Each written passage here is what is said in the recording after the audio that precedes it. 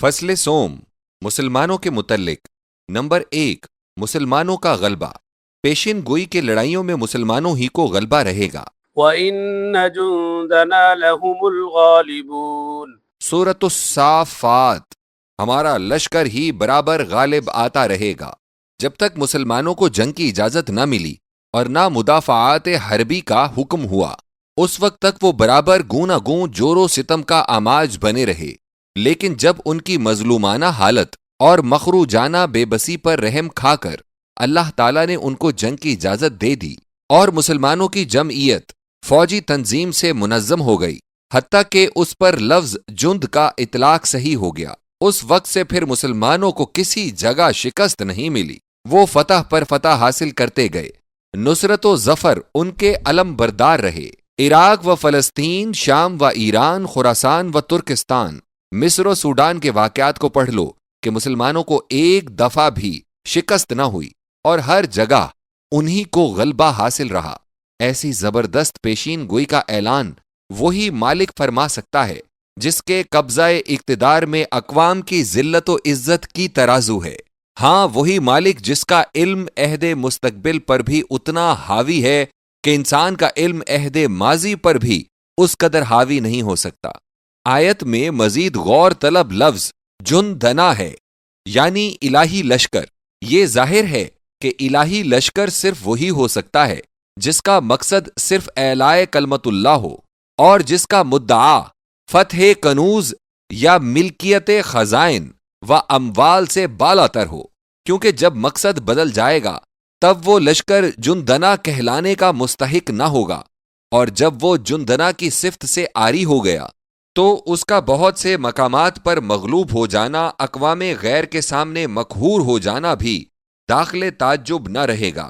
ان پچھلی صدیوں میں اگر مسلمان غلبہ تام سے محروم ہو گئے ہیں تو اس کی وجہ یہی ہے کہ وہ صفت جندنا یعنی الہی لشکر سے دور ہو گئے ہیں۔ لہٰذا آیات بالا دو پیشین گوئیوں پر مشتمل ہے۔ نمبر 1 مسلمانوں کو کبھی شکست نہ ہوگی جب تک ان کا مقصد اعلاء کلمت اللہ ہوگا۔ نمبر 2 مسلمانوں سے یہ وعدہ اللہ تعالیٰ کا قائم نہ رہے گا جبکہ ان کا یہ مقصد نہ رہے گا۔ نمبر 2 مسلمانوں کی حکومت، پیشین گوئی کے اہل اسلام کو روئے زمین پر حکومتیں حاصل ہوں گی۔ وَيَجْعَلُكُمْ خُلَفَاءَ الْأَرْضِ سورۃ النمل تم کو زمین پر حکومتیں دے گا۔ یہ آیت عام مسلمانوں کی طرف خطاب فرماتے ہوئے نازل کی گئی ہے۔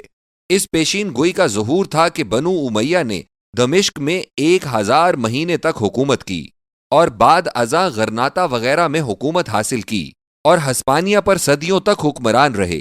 اسی پیشین گوئی کا ظہور ہے کہ عہد فاروقی سے لے کر آج تک مصر پر مسلمانوں کی حکومت ہے اور مختلف خانوادے یکے بعد دیگرے سریر آرائے سلطنت ہوئے۔ اس پیشین گوئی کا ظہور تھا کہ دمشق میں انقراض دولت امویہ کے بعد عباسیہ نے بغداد میں پورے جاہ و جلال کے ساتھ 6 صدیوں تک حکومت کی۔ اسی پیشین گوئی کا ظہور تھا کہ عباسیہ کے غلاموں ترکوں نے ترکستان و خراسان وغیرہ میں حکومت حاصل کی، پھر انہی کی ایک شاخ نے قسطنطنیہ فتح کر کے یورپ میں فتح حاصل کی اور انہی کی ایک شاخ نے ہندوستان پر صدیوں تک سلطنت کی۔ الغرض فرائنہ مصر، اکاسرائے ایران اور قیاسرائے روما کے ممالک پر اموی، عباسی، ترک و کرد اور غلامہ و افغانہ اور دیگر اقوام کے مسلمانوں کی حکومتیں اسی پیشین گوئی کے تحت میں ہیں، اور یہ ظاہر ہے کہ ایسی پیشین گوئی صرف اللہ تعالیٰ ہی فرما سکتا ہے جو عالم الغیب ہے۔ نمبر 3 مسلمانوں کی دنیاوی ترقی، پیشین گوئی کے اہل ایمان کی حالت دنیاوی بھی اچھی ہو جائے گی۔ لِلَّذِينَ أَحْسَنُوا فِي هَذِهِ الدُّنْيَا حَسَنَةٌ وَلَدَارُ الْآخِرَةِ خَيْرٌ وَلَنِعْمَ دَارُ الْمُتَّقِينَ سورۃ النحل جنہوں نے یہاں نیک کام کیے ہیں ان کے لیے دنیا میں بھی خوبیاں ہیں اور آخرت کا گھر تو بالکل اچھا ہے اور متقیوں کا خوب گھر ہے۔ یہ آیات سورہ نحل کی ہیں جو مکیاں ہے۔ مکہ معظمہ میں اہل ایمان دنیاوی حیثیت سے جس ضیق و تنگی اور اسرت و افلاس میں بسر کیا کرتے تھے اس کا حال سب کو بخوبی معلوم ہے۔ کسی کے پاس تہ بند ہے تو کرتا نہیں، کرتا ہے تو سر بند نہیں۔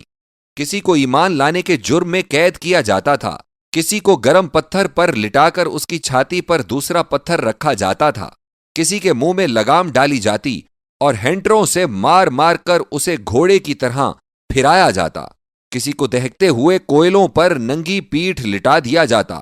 کفار سمجھتے تھے کہ یہی حالت ان کی ہمیشہ رہے گی، لیکن اللہ تعالیٰ کے کلام نے بتا دیا کہ یہ حالت بدلنے والی ہے اور مسلمانوں کی دنیاوی حیثیت بھی شاندار ہونے والی ہے۔ فتوحات کے بعد کل دنیا نے دیکھ لیا کہ قرون اولا کے مسلمان کتنے تناعم و ترفع اور عزت و شان پر پہنچ گئے تھے، جسے دیکھ دیکھ کر صداقت قرآنی کا اقرار اہل کفار اشرار کو بھی کرنا پڑتا تھا۔ سنن ابی داؤد میں ہے کہ نبی صلی اللہ علیہ وسلم نے جابر رضی اللہ عنہ کے کنبے سے پوچھا کہ تمہارے ہاں قالین بھی ہیں؟ وہ بولے کہ ہم اور قالین؟ فرمایا تم کو ملیں گے۔ پھر ایک وقت آیا جبکہ ان کے گھر میں سارا فرش قالین کا تھا۔ نمبر 4، مہاجرین کے متعلق 3 پیشین گوئیاں۔ نمبر 1، ومن يهاجر في سبيل الله يجد في الأرض مراغما كثيرا وسعة۔ سورۃ النساء۔ جو کوئی شخص اللہ کی راہ میں ہجرت کرے گا اسے ملک میں جائے پناہ بھی بہت ملے گی اور کشائش بھی حاصل ہوگی۔ نمبر 2، فالذين هاجروا وأخرجوا من ديارهم وأوذوا في سبيلي وقاتلوا وقتلوا لأكفرن عنهم سيئاتهم ولأدخلنهم جنات تجري من تحتها الأنهار ثوابا من عند الله والله عنده حسن الثواب۔ سورہ آل عمران۔ پھر جن لوگوں نے ہجرت کی اور اپنے گھروں سے نکالے گئے اور میری راہ میں ستائے گئے اور انہوں نے جنگ کی اور مارے گئے، ہم ان کی برائیوں کو بدل دیں گے اور انہیں ان باغوں میں داخل کریں گے جن کے نیچے نہریں بہتی ہیں۔ یہ اجر ہے اللہ کی طرف سے اور اللہ تو بہتر ثواب دینے والا ہے۔ نمبر 3، الذين آمنوا وهاجروا وجاهدوا في سبيل الله بأموالهم وأنفسهم أعظم درجة عند الله وأولئك هم الفائزون۔ يبشرهم ربهم برحمة منه ورضوان وجنات لهم فيها نعيم مقيم خالدین فیہا ابدا ان اللہ عنده اجر عظیم۔ سورۃ التوبہ۔ جو لوگ ایمان لائے جنہوں نے ہجرت کی اور اللہ کی راہ میں اپنے مالوں اور جانوں سے جہاد کیا، وہ اللہ تعالیٰ کے ہاں بڑے درجے والے ہیں، اور یہی ہیں وہ لوگ جو کامیاب ہیں۔ پروردگار ان کو اپنی رحمت اور خوشنودی کی بشارت سناتا ہے۔ ان کے لیے جنت ہے اور وہاں ان کے لیے دائمی نعمتیں ہیں، وہ ہمیشہ ان میں رہیں گے، اور اللہ کے ہاں اجر عظیم ہے۔ ہر 6 آیات بالا خاصتاً مہاجرین پاک کے متعلق ہیں۔ پہلی آیت کا وعدہ دنیا کے متعلق ہے اور دوسری تیسری آیت کا وعدہ دنیا و عقبہ ہر 2 کے متعلق ہے۔ مہاجرین گھر بار خیش و تبار املاک و اموال کو چھوڑ کر صرف اللہ و رسول کو ساتھ لے کر مدینہ منورہ پہنچے تھے۔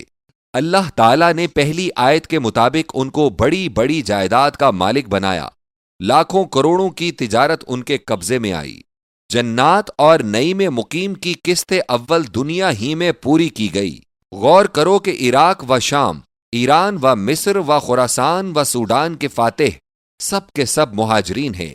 خالد بن ولید، سیف اللہ اور ابو عبیدہ بن الجراح امین الامت، سعد بن ابی وقاص اور عمر ابن العاص اور عبداللہ بن ابی سرح وہ بڑے بڑے جرنیل ہیں جنہوں نے ان ممالک میں نور اسلام پہنچایا اور وہاں کے نعیم مقیم کو اہل ایمان کے لیے عام کر دیا تھا۔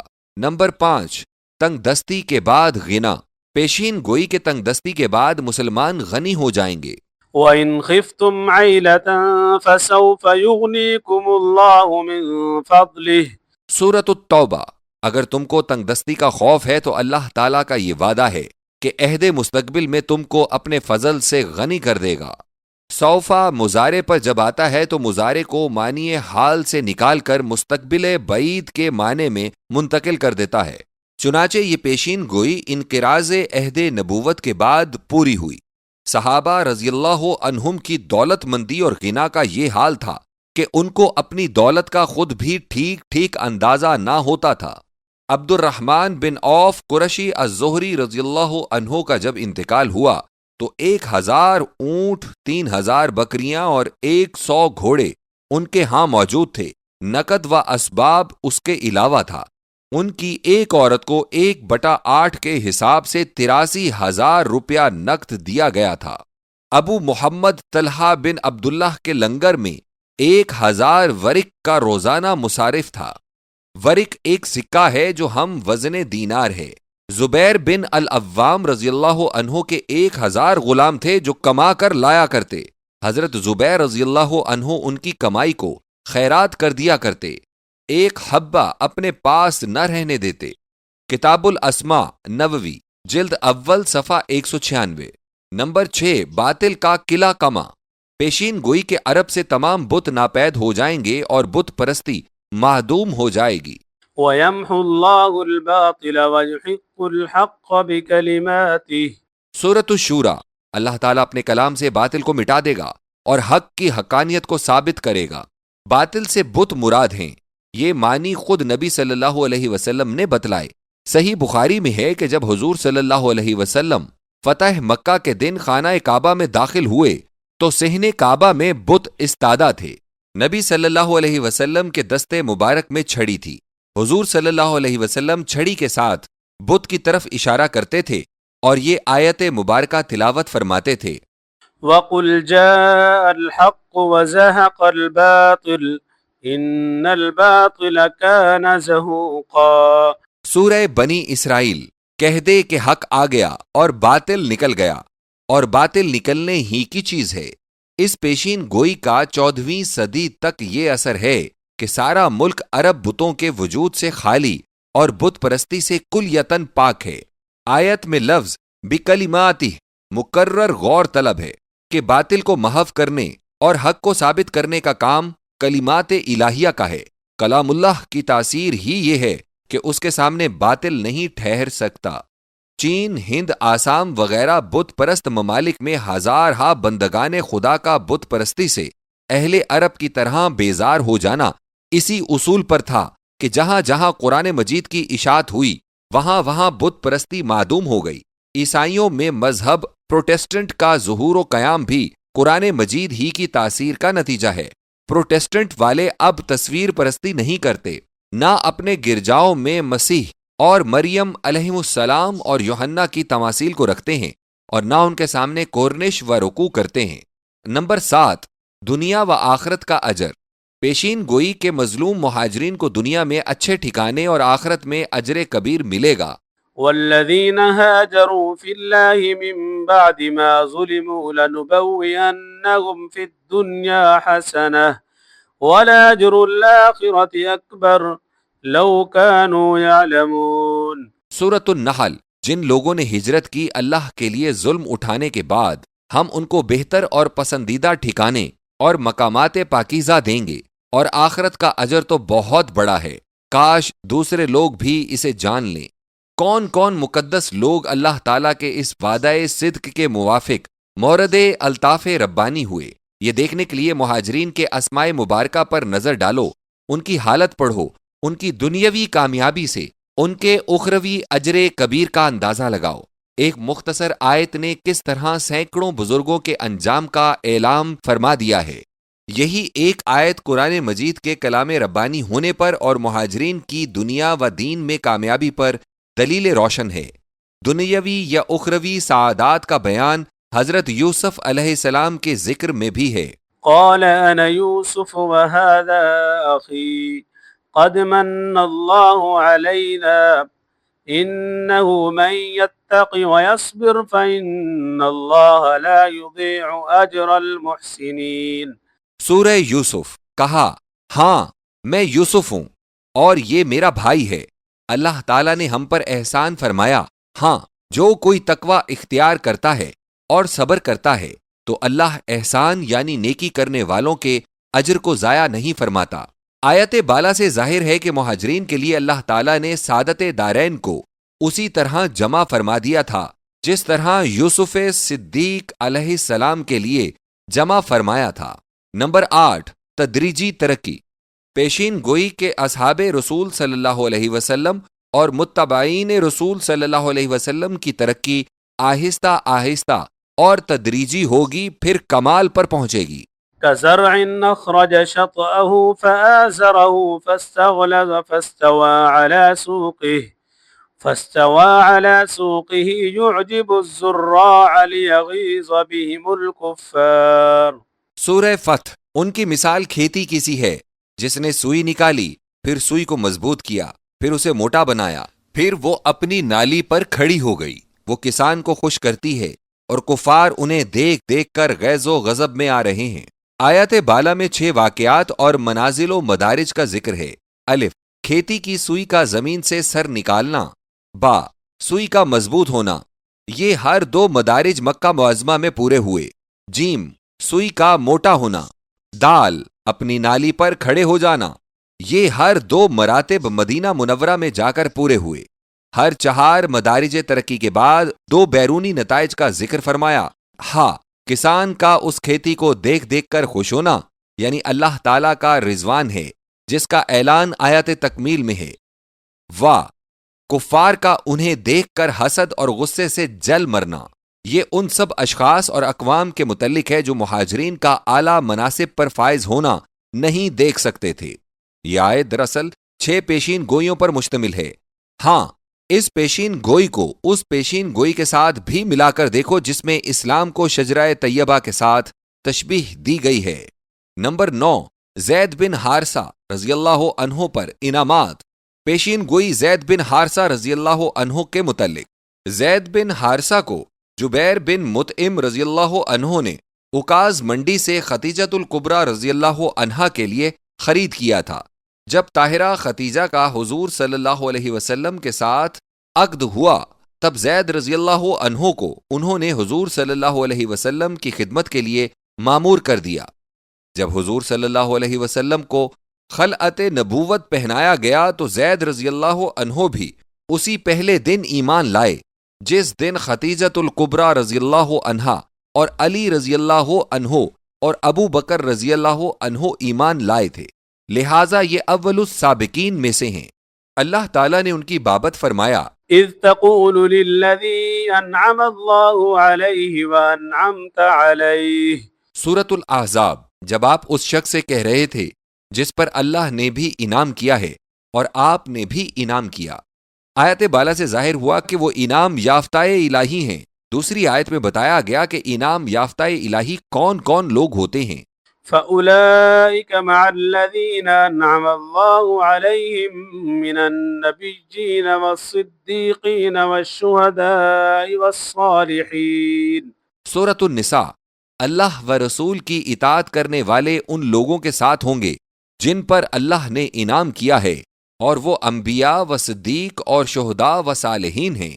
نتیجہ یہ ہوا کہ جو شہید ہے وہ انعام یافتہ الہی ہے، اور جو انعام یافتہ الہی ہے وہ اگر نبی یا صدیق نہیں تو ضرور ہے کہ وہ شہید ہو یا صالح ہو۔ زید بن حارثہ رضی اللہ عنہ کے لیے آیت بالا ان کی شہادت کی خبر دینے والی تھی، چنانچہ 8 ہجری میں غزوہ موتا کی سپہ سالاری کرتے ہوئے شہید ہوئے اور پیشین گوئی پوری ہوئی۔ نمبر 10، غیر عرب مسلمانوں کی اسلامی خدمات۔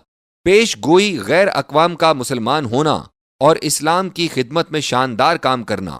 وَإِن تَتَوَلَّوْا يَسْتَبْدِلْ قَوْمًا غَيْرَكُمْ ثُمَّ لَا يَكُونُوا أَمْثَالَكُمْ۔ سورہ محمد۔ اگر تم منہ پھیرو گے تب اللہ تمہارے سوا دوسری قوم کو بدل دے گا اور وہ منہ پھیرنے والی قوم نہ ہوگی۔ آیت کا خطاب جیسا کہ قرآن مجید ہی کی عبارت بالا سے واضح ہے ان لوگوں کی طرف ہے جو جہاد سے منہ موڑنے والے تھے۔ اب دیکھو کہ سوڈان، بربر افریقہ، اندلس، خراسان، سندھ، ہندوستان میں جہاد کرنے والی قومیں وہ ہیں جن کا ان منافقین کے ساتھ کوئی حسبی نسبی تعلق نہیں۔ کرد، ترک، مغول، خلجی، سوری، غوری اقوام نے اعلاء کلمت اللہ کے لیے جو خدمات انجام دیں وہ سب اس پیشین گوئی کے تحت میں ہیں۔ نمبر 11، خلافت راشدہ کے متعلق ایک بڑی پیشین گوئی خلافت راشدہ کے متعلق، جس میں خلافت راشدہ کے متعلق علامات بھی واضح طور پر بیان فرمائی گئی ہیں، اور یہ ایک پیشین گوئی دراصل 6 پیشین گوئیوں کا مجموعہ ہے۔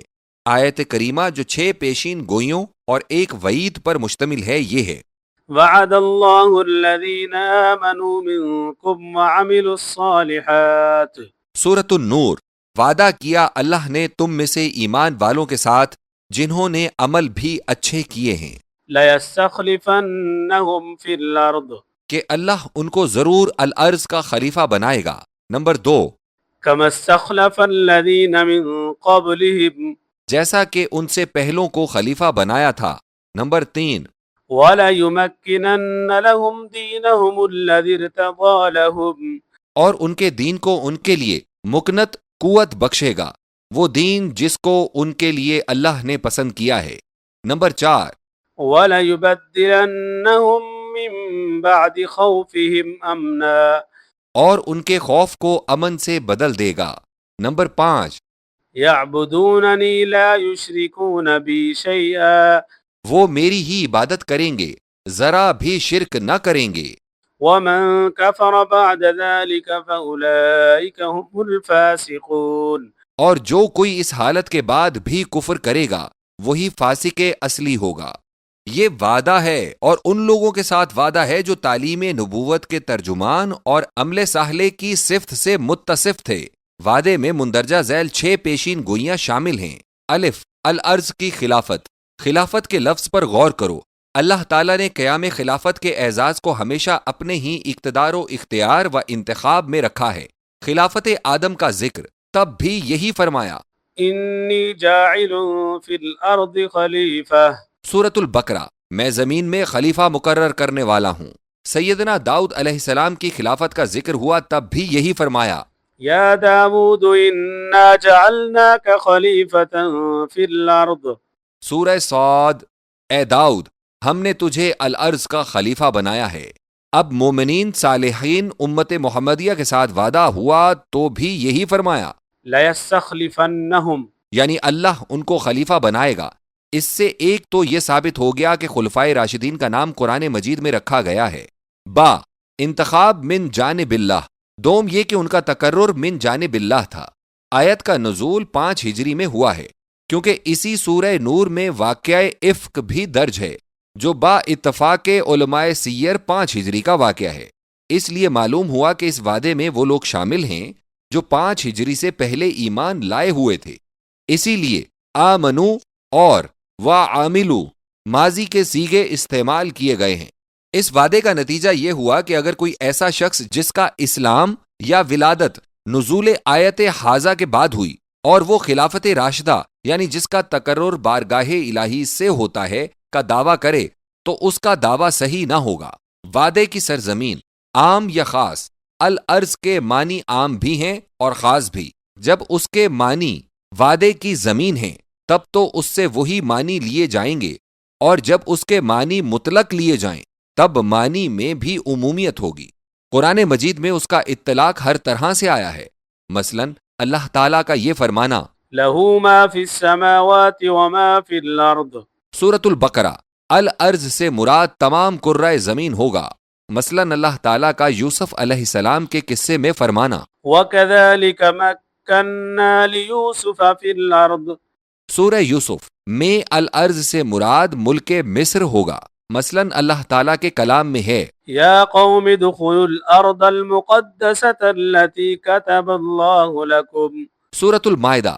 اس میں الارض سے مراد وعدے کی وہ زمین ہوگی جس کی بابت اللہ تعالیٰ نے یہ بھی قرار دے دیا ہے وَلَقَدْ كَتَبْنَا فِي الزَّبُورِ مِن بَعْدِ الذِّكْرِ أَنَّ الْأَرْضَ يَرِثُهَا عِبَادِيَ الصَّالِحُونَ۔ سورۃ الانبیاء۔ اب قرآنی پیشین گوئی میں فی الارض کی تعیین میں وعدے کی زمین بھی مراد ہے اور بتایا گیا ہے فلسطین کی وہ زمین موعودہ جو اللہ تعالیٰ نے اپنے خلیل ابراہیم علیہ السلام کی اولاد کو دی تھی، جو ہزاروں سال سے اس خانوادہ عالی شان کی ایک شاخ بنو اسرائیل میں چلی آتی تھی۔ اس کا قبضہ خلفائے امت محمدیہ کو دلا دیا جائے گا۔ اس معنی کے اعتبار سے آیت میں صریح پیشین گوئی موجود ہے، کیونکہ نزول قرآن بلکہ حیات نبوی تک کوئی ایسے آثار و قرائن نمودار نہ تھے کہ مسلمان عرب سے آگے بڑھ کر ارض مقدسہ کے بھی مالک ہو جائیں گے۔ دشمن خصوصاً سلطنت روما جو ارض مقدسہ کی قابض تھی، یہ تیاریاں کیے ہوئے تھا کہ سرور کائنات صلی اللہ علیہ وسلم کے وصال کے بعد فوراً یک بارگی عرب پر حملہ کر دیا جائے۔ مصر اور حبش کے باج گزار بادشاہ بھی اپنے اپنے ممالک سے حملہ آور ہوں اور خود قیصر بھی شام کی طرف سے آگے بڑھے اور اس تدبیر سے تمام عرب پر وقت واحد میں ہی تسلط تام بھی کر لیا جائے، اور اس نوخیز مذہب جس نے عیسائیت پر عرب میں غلبہ حاصل کر لیا تھا اور جس نے اپنے عملی دلائل سے تثلیث کی بنیادوں کو سارے عالم کی نگاہ میں متزلزل کر دیا تھا، کا کام یک لخت ختم و تمام کر دیا جائے۔ دشمنوں کی ان تیاریوں پر قرآن پاک فرما رہا ہے کہ زمین موعودہ برگزیدہ مومنوں کو ملے گی، چنانچہ ایسا ہی ظہور پذیر ہوا كما استخلف کی تشبیہ کامل طور پر پوری ہو گئی۔ الارض سے مراد عام ممالک بھی اسی پیشین گوئی کے مفہوم میں داخل ہیں، اور اسی لیے عراق، فلسطین، شام اور ایشیائے کوچک، مصر و ایران، بحرین و خراسان، مراکو، تیونس، سوڈان وغیرہ، الغرض وہ سب ممالک جو حملہ کرنے والے دشمنوں کی سلطنتوں میں داخل تھے، سب کے سب خلفاء کے قبضے میں آ گئے۔ آیت استخلاف میں صرف فتوحات مکی ہی کا ذکر ہوتا تو کہنے والا کہہ سکتا تھا جس خلافت کا وعدہ دیا گیا ہے وہ صرف برکات دنیاوی پر مشتمل تھا، مگر غور سے پڑھو کہ آیت تو مکنت دین، عزت اسلام، شوکت مذہب کا بھی وعدہ کرتی تھی۔ ممکن ہے کہ کوئی کہنے والا کہہ دیتا کہ لکم دینکم ولی دین، سورۃ الکافرون میں مذہب غیر از اسلام کو بھی لفظ دین سے تعبیر فرمایا گیا ہے، اس لیے اس کے ساتھ الذی ارتضی لہم، سورۃ النور کے پاک الفاظ بھی نازل کر دیے گئے۔ اگر ہم قرآن مجید ہی سے ارتضی لہم کا مشار علیہ معلوم کرنا چاہیں تو آیت تکمیل میں یہ الفاظ ملیں گے، ورضیت لکم الاسلام دینا، سورۃ المائدہ، اور پھر اسلام کے متعلق یہ اور آیت ملے گی، ان الدین عند اللہ الاسلام، سورہ آل عمران۔ یہ سب آیات اس امر کو استحکام کے ساتھ واضح کر دیتی ہیں کہ خلفاء کا دین ہی اللہ تعالیٰ کا پسند کردہ دین ہے۔ جیم، خوف کے بعد امن، وَلَيُبَدِّلَنَّهُم مِّن بَعْدِ خَوْفِهِمْ أَمْنًا، سورۃ النور۔ اس آیت میں امن بسیط اور آسائش تام اور رفاہیت کامل کا اظہار ہے جو خلافت خلفائے راشدین میں حاصل ہوا تھا۔ سرور عالم صلی اللہ علیہ وسلم کی اس پیشین گوئی کا ظہور بھی جو حضور صلی اللہ علیہ وسلم نے سیدنا عدی بن حاتم رضی اللہ عنہ سے فرمائی تھی کہ وہ اپنی عمر میں دیکھ لے گا کہ ایک عورت صنعاء سے تنہا چل کر حج کرے گی اور راہ میں اسے خوف الہی کے سوا اور کسی کا ڈر نہ ہوگا۔ اس کا ظہور بھی زمانہ خلافت ہی میں ہوا تھا۔ بس یہ الفاظ پاک اندرونی و بیرونی نظم و نسق پر دلالت کرتے ہیں، جیسا کہ الفاظ ما سبق کشور کشائی و گیتی ستائی کے مظہر ہیں۔ دنیا کے کسی فاتح کے زمانے میں ان دو اوصاف کا جمع ہونا بہت دشوار ہوا ہے۔ سکندر مقدونیہ سے اٹھتا، ایران کو تباہ کرتا، مصر کو خاک میں ملاتا، بابل کا خاتمہ کرتا ہوا، رکاد دریا پر سے گزرتا ہوا ایشیائے کوچک تک جا پہنچتا ہے۔ تیمور کو دیکھو کہ تاتار سے امنڈتا، ترکستان پر قبضہ جماتا، تخت کابل پر جلوہ آرا ہو کر ہندوستان میں نکارہ شاہی بجاتا، بغداد کو زیر و زبر کر کے سلطان یلدرم کو انگورہ میں سیر کرتا، پھر روس کو مسخر کرتا ہوا تاتار میں جا پہنچتا ہے۔ چین اسی کے عزم سے لرزہ برندام ہے، اور منگولیا و کوریا کی سلطنتیں اس کے سامنے خراج پیش کر رہی ہیں، لیکن ان دونوں کے ملکی نظم و نسق کو دیکھو تو بالکل ہیچ صفر کے برابر۔ قرآن پاک کی پیشین گوئی بتلا رہی ہے کہ خلافت ان ہر دو اوصاف عالیہ کی جامع ہوگی، اور وہ حکومت کا ایسا نمونہ دنیا میں چھوڑے گی جس کی تقلید کرنے سے آج تک فرانس و امریکہ کی جمہوریت بھی درماندہ و عاجز ہے۔ دال، خلفاء کی عبادت گزاری یعبدوننی کے لفظ نے خلفاء کے خلوص طلب اور صدق ارادت اور استحکام علم و عمل پر مہر لگا دی۔ مالک کی جانب سے کسی بندے کی قبولیت کا اظہار وہ انتہائی عزت و فخر ہے جو قرآن مجید میں انبیاء کرام ہی کے لیے خاص تھی۔ یہاں اس شرف میں خلفائے راشدین کو بھی شامل کر دیا گیا۔ شرک سے اجتناب، لا یشرکون بی، فرمانے سے وصف کی تکمیل ہو گئی۔ اوصاف عالیہ کی تقسیم اس بات و سلب پر کی جاتی ہے۔ قل هو اللہ احد اللہ الصمد، سورۃ الاخلاص وصف مثبت ہے، اور لم یلد ولم یولد ولم یکن له کفوا احد۔ سورۃ الاخلاص صفت سلبی ہے، یہاں بھی نفی شرک نے توحید کا کمال، اعتقاد کا رسوخ، ایمان کی سلامتی، دوام عمل کو بخوبی واضح کر دیا۔ شیعہ کے فرما دینے سے شرک جلی کے ساتھ شرک خفی کی بھی نفی ہو گئی، ریا و سمت کا شائبہ بھی جاتا رہا، اور نور صدق و صفا کا کامل ظہور ہو گیا۔ انکار خلافت کی سزا۔ ان علامات کے بعد یہ بھی بتلا دیا کہ خلفاء کی برکتوں کا انکار یا اس پیشین گوئی کا اشتباہ بہت برے انجام تک پہنچاتا ہے، اور بارگاہ الہی سے اسے لعنتی کا خطاب مل جاتا ہے۔ ناظرین غور کریں کہ جس خلافت کی خبر دی گئی اور جس کی فتح مندی، نصرت و امن اور دینداری و صداقت گستری کی بابت پیشین گوئی فرمائی گئی، خلافت راشدہ میں ٹھیک اسی طرح ہر ایک بات پوری اتری، جس کی شہادت نہ صرف مسلمانوں کی تاریخ بلکہ اعداء کی تحریروں اور ممالک غیر کی تواریخ سے بخوبی حاصل ہو جاتی ہے۔ خلفائے راشدین کی تعداد ہم کو آیت پر مکرر غور کرنا ہے۔ کیا اس سے موجودہ خلافت کے خلفاء کی تعداد بھی معلوم ہو سکتی ہے؟ میں کہتا ہوں کہ ہاں۔ لَيَسْتَخْلِفَنَّهُمْ ارتضى لَهُمْ، وغیرہ الفاظ میں سب جگہ جمع کے صیغے اور جمع کے ضمائر استعمال کیے گئے ہیں، اور زبان عرب میں جمع کے لیے کم از کم 3 کا ہونا ضروری ہے۔ 3 سے زائد تعداد تو اس میں آ سکتی ہے، مگر 3 سے کم تعداد کے لیے تثنیہ کا صیغہ استعمال ہوگا، جمع کا نہیں۔ لہٰذا مسلمانوں کا یہ مذہب کہ خلافت راشدہ کے والی ابو بکر، عمر، عثمان و علی رضی اللہ عنہم 4 مقدس ہستیاں ہیں، یا بشمولیت امام حسن رضی اللہ عنہ 5 ہیں، بالکل صحیح ثابت ہے۔ بلاغت قرآنی تو دیکھو کہ ان 4 یا ان 5 پر نزول آیت کے وقت آمنوا وعملوا الصالحات کی علامات کامل طور پر منطبق شدہ ہے۔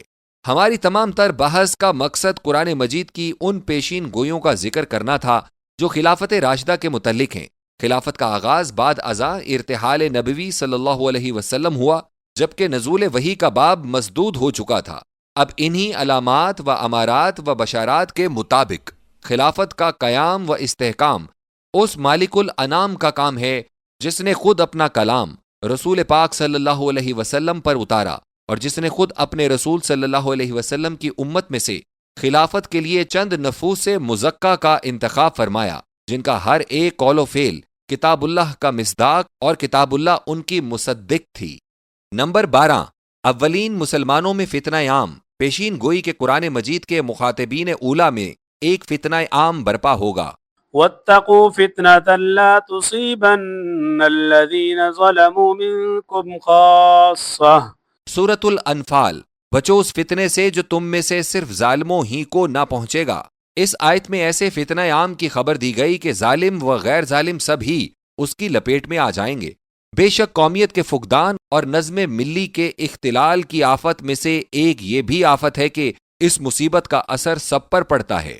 شہادت عثمان ذو النورین رضی اللہ عنہ، واقعہ جمل، واقعہ صفین، شہادت علی مرتضیٰ رضی اللہ عنہ، واقعہ حائلہ کربلا ایسے واقعات ہیں جو اس پیشین گوئی کی صحت میں وجود پذیر ہو چکے ہیں۔ واقعات بالا میں بڑی تعداد مخاطبین اول قرآن مجید کی تھی، اور اسی لیے ضمیر منکم میں کاف خطابیہ استعمال میں لایا گیا ہے۔ اس فتنے کے وقوع کا امکان اسی خلافت راشدہ کے بعد جو برکات دنیاوی اور انوار دینی کی جامع تھی، عام وہم و گمان سے بالا تر تھا، لیکن رب العالمین کا علم صحیح آنے والے واقعات پر حاوی ہے، اور اس کا کلام ایسے واقعات کا ذخیرہ ہے۔ لہٰذا ایسے الفاظ میں خبر دی گئی کہ ظالم و غیر ظالم سب پر اس فتنے کا استعمال ہوگا۔ یہ نہیں بتلایا کہ لوگ فتنے میں حصہ لیں، بلکہ فرمایا کہ احتراز و اجتناب اور تقوی اختیار کریں۔ صحیح بخاری کی حدیث ان ابی ہریرہ رضی اللہ عنہ میں بھی اس فتنے کی اطلاع دی گئی ہے۔ ستكون الفتن القاعد فيها خير من القائم والقائم خير من الماشي والماشي خير من الساعي۔ بخاری و مسلم۔ ایسے ایسے فتنے ہوں گے جن میں بیٹھنے والا کھڑا ہونے والے سے اور کھڑا ہونے والا چلنے والے سے اور چلنے والا سائی سے بہتر ہوگا۔ ہمارا مقصود ان دل شکن روح فرسا واقعات کی تفصیل لکھنا نہیں، بلکہ قرآن پاک کی پیشین گوئی کا اندراج کرنا ہے کہ کیوں کر کلام الہی میں ان واقعات پر اشارہ موجود تھا، اور یہ امر ہے جو اس کے کلام الہی ہونے پر دال ہے۔